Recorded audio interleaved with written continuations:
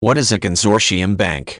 A consortium bank is a type of banking operation that is created by several other financial institutions such as investment banks.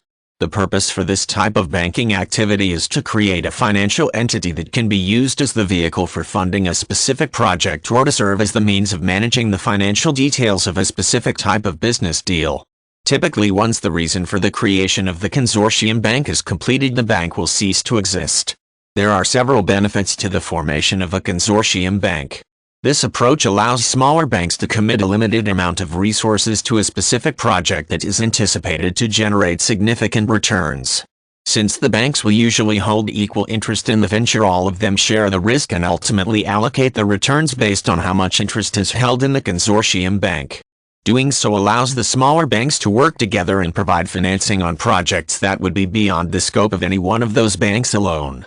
The range of member banks that participate in a consortium bank will vary based on the type of project involved. All the banks may be local or they may be based in a number of different countries. When this is the case, the banking laws and regulations relevant to the nation in which the bank is chartered and lists a permanent address will usually govern the exact organization and operating structure for the financial institution.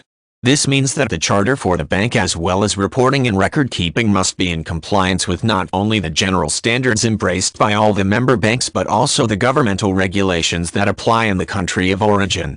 The use of a consortium bank model began to emerge in the middle of the 20th century and has proven to be an enduring model for cooperation between different financial institutions. Thanks to this type of bank modeling, smaller banks can often band together and compete with larger institutions to offer financing for a wide range of building, urban renewal, and other types of projects that show promise of yielding considerable returns.